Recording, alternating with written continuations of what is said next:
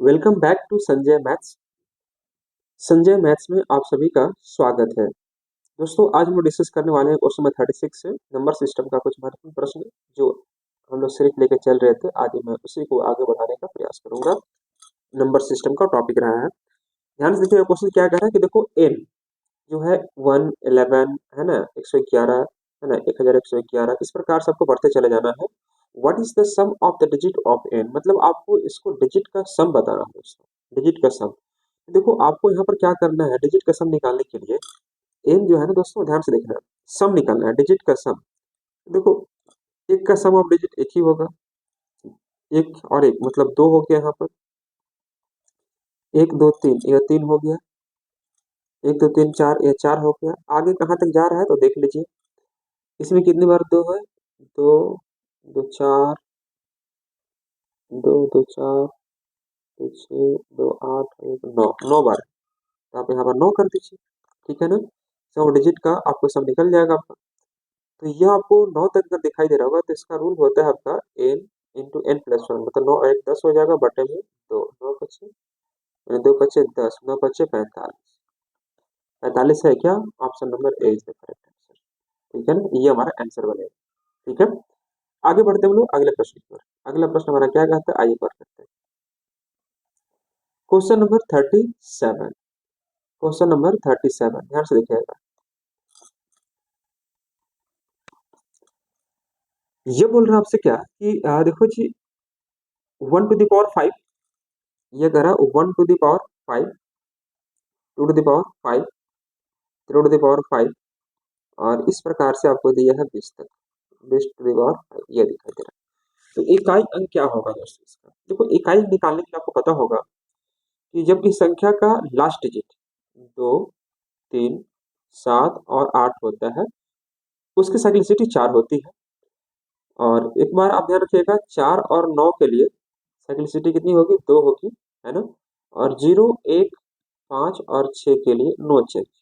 No change मतलब क्या हो गया, जो है आपका वही रहेगा। जीरो, एक जीरो का पावर कुछ भी करो जीरो होगा, एक का पावर कुछ भी करो एक ही होगा, पांच का पावर कुछ भी करो पांच ही होगा।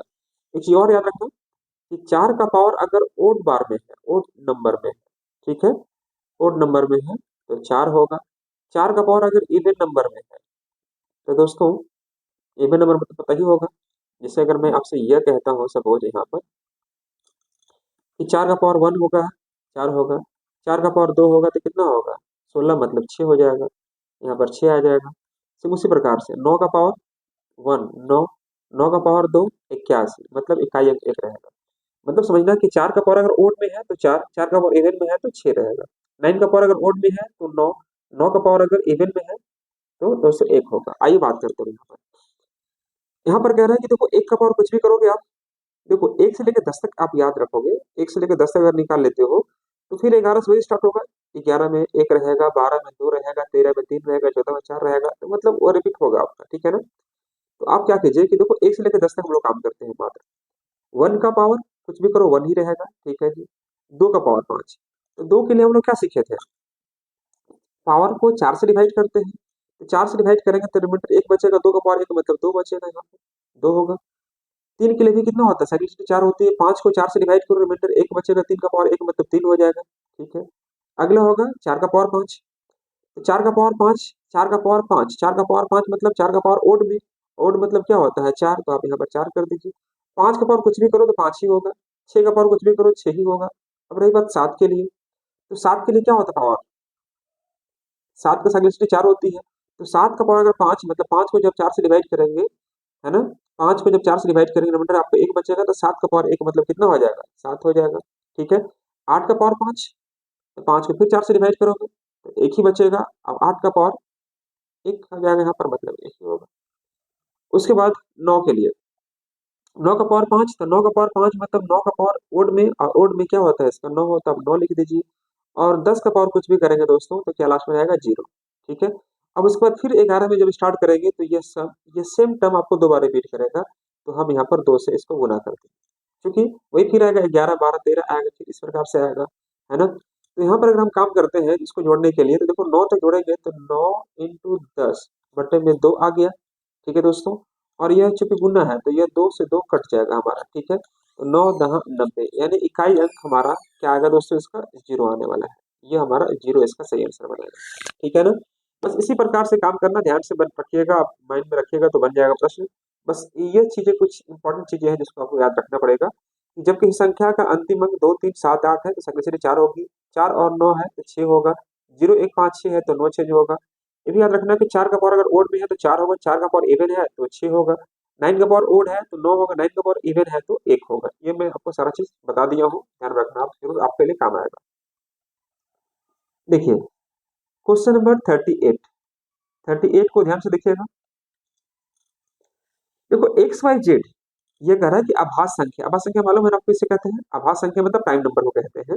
प्राइम नंबर, और प्राइम नंबर क्या होता है, सबसे छोटी प्राइम नंबर कौन सी है दोस्तों, 2 है। आपको पता होगा, पूछेगा आपसे क्या कि सबसे छोटी प्राइम नंबर कौन सी है, तो 2 है। ठीक है ना। और प्राइम नंबर का मतलब होता है कि वैसे संख्या जिसका फैक्टर सिर्फ 2 हो, सिर्फ 2 हो। पहला में वह संख्या खुद हो और दूसरा में, है ना, उसका फैक्टर आपका 1 हो। जैसे मान लीजिए हम बात करते हैं 17, 17 या तो 1 से कटेगा, 17 से कटेगा।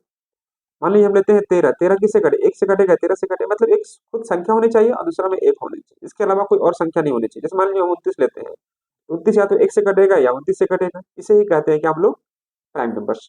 तो यहाँ पर कह रहा है क्या कि देखो एक्स वाई और जेड, इसका वैल्यू आपका 38 है दोस्तों। मैं चाहूंगा दोस्तों कि अगर हमारे वीडियो को पहली बार देख रहे हैं और पहली बार हमारा चैनल को विजिट करें दोस्तों, तो सबसे पहले आप हमारे चैनल को सब्सक्राइब करें और तमाम इस प्रकार के वीडियो को अपडेट पाने के लिए दोस्तों बेल आइकन को जरूर प्रेस कर दें, है ना।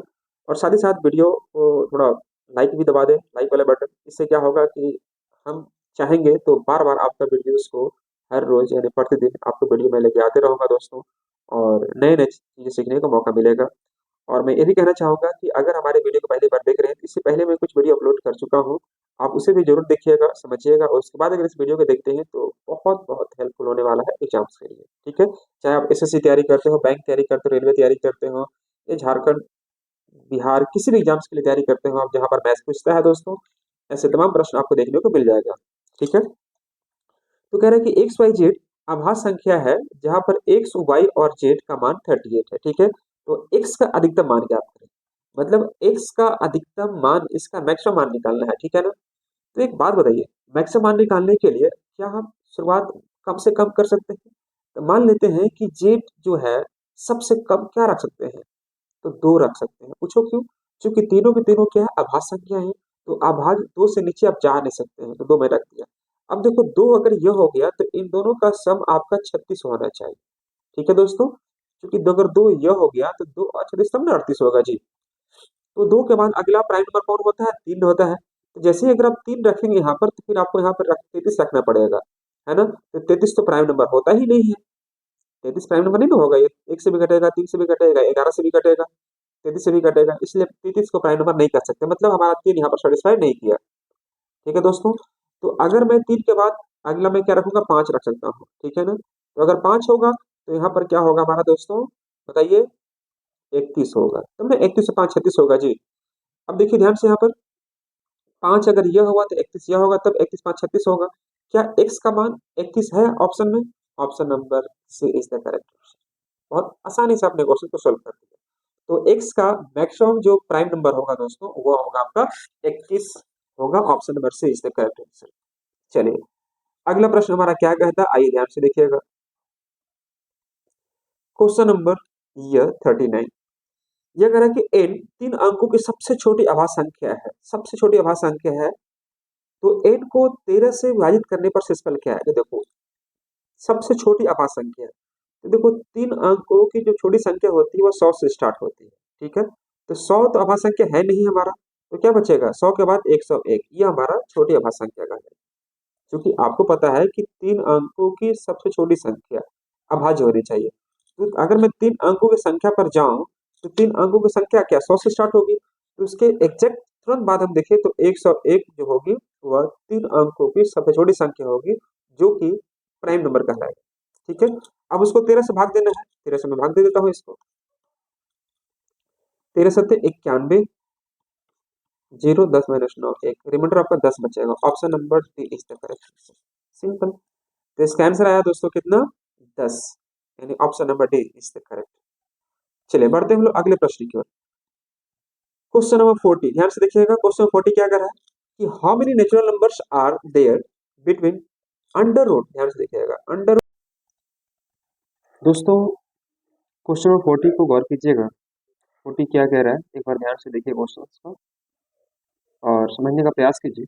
ये कह रहा है कि how many natural numbers are there between under root 261 and under root 45109। मतलब आपसे यह कह रहा है कि देखो जी, अंडर रूट 261 और इसके बीच आपको यह फाइंड आउट करनी है 45109 के बीच में ऐसी कितनी प्राकृतिक संख्याएं अवेलेबल हैं। तो आइए हम लोग इस पर बात करते हैं। एक बात बताना आप यहाँ पर कि अगर मान लीजिए दोस्तों कि मैं इसको 261 यहाँ पर लिख देता हूँ, 261, ठीक है ना, यह मैं रखता हूँ 261। एक बात थोड़ा समझते होंगे आप लोग कि जब अंडररूट की बात कह रहा है, अंडररूट में अगर दिया है दोस्तों, तो थोड़ा समझिएगा कि अगर हमारा 256 होता तो इसका रूट निकल कर कितना आता दोस्तों, 16 आता। मतलब इतना पता है कि जो भी संख्या रही होगी वह 16 से बड़ी संख्या होगी। क्यों? क्योंकि 261 से स्टार्ट और इसके बीच का चाहिए, तो 261 से 256 तो नीचे ना है आपका, कम है। यानी कि हमारा जो संख्या स्टार्ट होने वाला कहाँ से स्टार्ट होगा दोस्तों, 17 से काउंट होगा। साथ ही साथ अगर मैं यहाँ पर बात करता हूँ अंडर रूट 45109 इसका निकालता हूँ, ठीक है। तो देखो इसका अंडर रूट कितना होगा, कैसे होगा, किस प्रकार से निकालते हैं, तो मैं आपको थोड़ा समझाने का प्रयास करूँ। देखो 45109 का अगर आपको निकालना हो दोस्तों अंडर रूट या वर्गमूल निकालना हो, तो आप क्या करेंगे, है ना, लास्ट के पेयर लगाते हैं हम लोग। बचेगा हमारे पास क्या, 4 बचेगा। 2 का अगर मैं डिवाइड करता हूँ 2 से तो आपको 4 आ जाएगा, यहाँ कट जाएगा और 2 4 बचेगा, ठीक है ना। आपने पढ़ा होगा बचपन क्लास में सब चीजें। ये क्या उतरेगा, मैं यहाँ उतारूंगा दोस्तों 1, तो 41 एक का 41, है ना, तो यहाँ पर आ जाएगा आपका 0, 1 बचेगा। और दोस्तों यहाँ पर आ जाएगा 1, तो 41 से कितना हो जाएगा आपका, 42 होगा, ठीक है। उधरेगा हमारे पास 0 9। अगर मैं इसको डिवाइड यहाँ करता हूँ, सपोज मैं 3 रखता हूँ तो 4 की 12, 3 तो हो नहीं सकता, मैं 2 रखूंगा यहाँ पर, 2 यहाँ पे रखूंगा, तो दोस्तों ये आ जाएगा 488। मतलब इससे में कोई मतलब है नहीं नीचे वाले टर्म से। मैं ये देख रहा था कि इसका लगभग जो वैल्यू आने वाला है, लगभग जो मान निकलने वाला है ना, ये 212 पॉइंट समथिंग के आसपास आने वाला है, 212 पॉइंट समथिंग, ठीक है ना। तो हमें बस होल नंबर पकड़ना है, होल नंबर हमें पकड़ने का प्रयास करना है, ठीक है। तो दोस्तों जो भी संख्या रही होगी वह 212 से छोटी होगी और 16 से बड़ी होनी चाहिए। क्यों कि आपने यह देखा क्या कि 212 तक गया, 212 जाने के बाद आगे कुछ संख्या बच रहा था हमारे पास, एक बच रहा था 9 - 8, एक बच रहा था यहाँ पर, और यहाँ पर 9 - 4 5 यह बच रहा था। तो हमारे पास जो शेष संख्या बच रहा है उसका मतलब नहीं है, हमें सिर्फ होल नंबर निकालना है, ठीक है ना। तो अब देखना ध्यान से कि हमारे पास यह ध्यान रखना कि जब स्टार्ट कर रहे हैं 16 से, तो 16 तो हो नहीं सकता। क्यों? क्योंकि स्टार्ट ही करना आपको 261 से, 261 से छोटी संख्या 256 हो गया, जो कि इसका 16 वर्गमूल निकला। इसका मतलब यह हुआ कि हमारा जो संख्या बनने वाला है वो 17 से बनेगा, 17, 18, 19, ये कहाँ तक जाएगा, 212 तक जाएगा, ठीक है। तो आप एक बात बताना यहाँ से कि अगर कोई संख्या जिसका शुरुआती अंक मान लीजिए आपका 17 है, 18 है, 19 है और यह आपका गया है 212 तक, संख्या कितने बनेगा। तो इसका रूल आपको पता होना चाहिए दोस्तों, एन निकालने के लिए last term minus first term, तो 212 - 17, last term minus first term, बटा में डिफरेंस होता है, डिफरेंस तो आपको 1 है सब में, तो 1 देने की जरूरत नहीं, और प्लस क्या करेंगे हम लोग, 1 करेंगे, यहाँ भी 1 कर सकते हैं, last term minus first term, बटा में कॉमन डिफरेंस प्लस 1 करते हैं। तो अगर आप यहाँ देखेंगे तो 12 - 7 5 आ जाएगा, और यहाँ पर 10 10 यानी कि 10 - 1 9 हो जाएगा, और 195 और 96, 196 इज द करेक्ट आंसर, यानी option number B is the correct. दोस्तों यहाँ पर हमने क्या किया, बस एक मैंने समझाने का प्रयास किया कि 261 अगर संख्या है तो 261 से आप मैं ये देखने का प्रयास किया, 261 के नीचे अगर 256 अगर रहता तो इसका वर्गमूल 16 निकल जाता, ठीक है। लेकिन 16 ले नहीं सकते, क्यों? क्योंकि 261 से स्टार्ट करनी है, मतलब इससे बड़ी संख्या लेनी है, स्टार्ट कहाँ से करेंगे, 17 से, 18 से, 19 से, इस प्रकार से जाएगा। और इसका जो लगभग मान निकला, हम लोग निकाले कितना, 212 निकाले, लगभग लगभग जो निकला 212 निकला। 212 पर एंड करेंगे। अब संख्या फाइंड आउट करनी है, तो फर्स्ट टर्म लास्ट टर्म का अंतर निकालो, बटा में कॉमन डिफरेंस प्लस 1। याद रखना rule, last term minus first term बटा में सी डी प्लस 1 होता है ईयर एन निकालने के लिए तरीका। ठीक है दोस्तों, तो चलिए उम्मीद करते हैं ये वीडियो आपको पसंद आया होगा, है ना।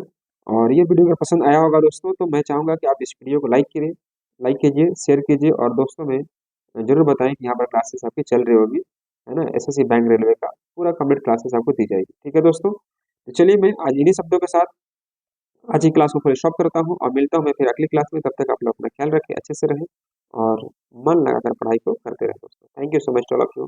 Bye bye.